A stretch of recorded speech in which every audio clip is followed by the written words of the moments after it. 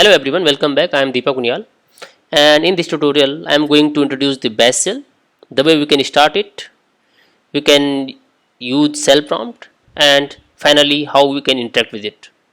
So let us start. So let us begin with starting the shell.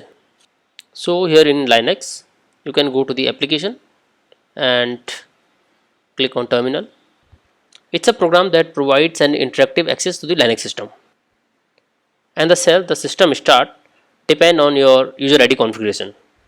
So there is a file. You can use cat command to see the content of that file, and it's called etc password. You can see its content.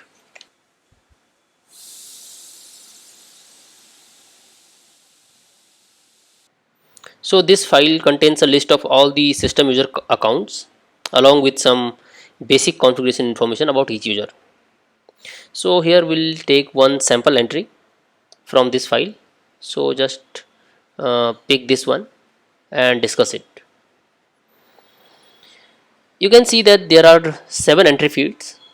One is root, another is x 00 root /root, and then /bin /bash. All these entries are separated by colons, and all the entries are like this. So in this entry you can see that 7th field specifies the user's shell program, right, this one.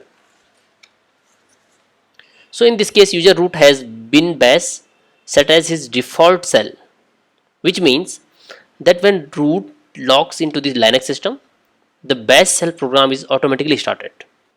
You can enter Ctrl L to clear everything. So whenever you start a terminal emulation package, you get access to the shell prompt, which is your gateway to the shell, and this is the place where you enter shell commands. A prompt usually ends with one of the characters, so it could be dollar,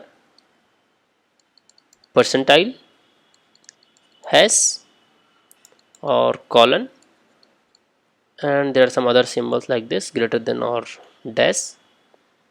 In many systems of Linux, you will see that prompt commonly ends in dollar sign, or you can see that it ends with percentage sign, and this is the case if user is normal, right? But sometimes you will see that prompt sign is hash, and this is when user is super user. We will discuss what does it mean super user or normal in future, but as of now you can understand that these are the prompt symbol for them. Super user is also called root user, as you can see in my prompt. So actually root user has all the privileges.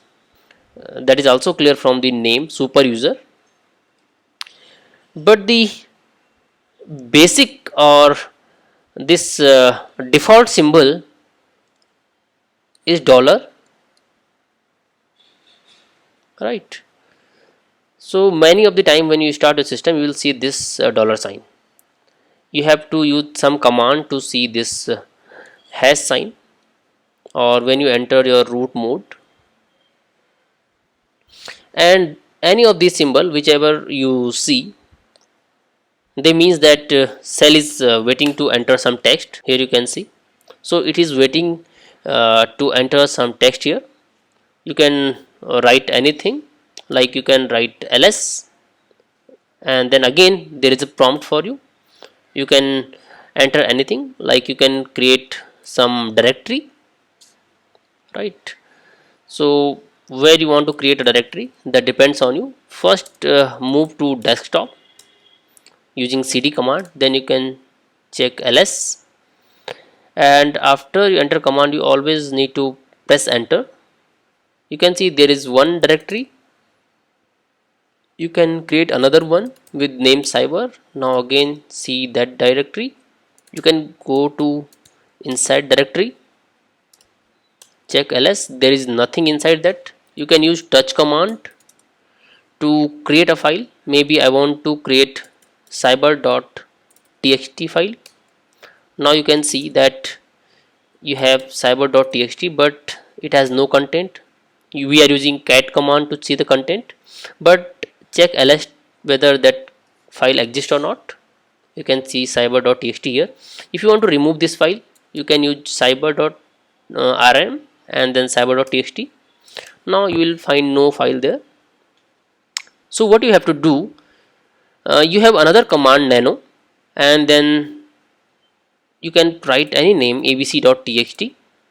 What nano is going to do and how it is different from the touch is that touch will just create a file here, right? This just creates a file and leaves it like that, but nano creates a file and opens it for you. Now you can write any command here, any content here.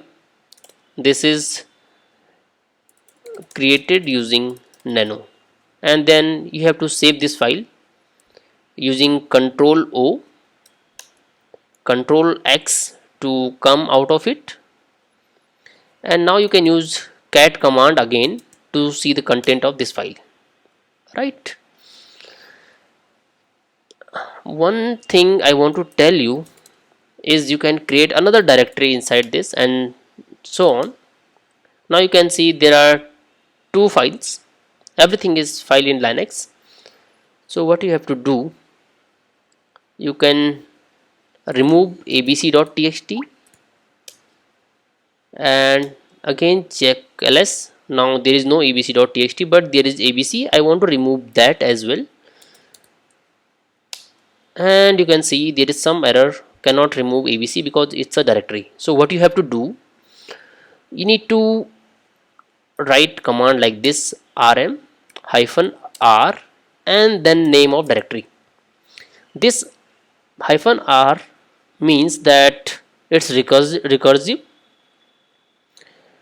and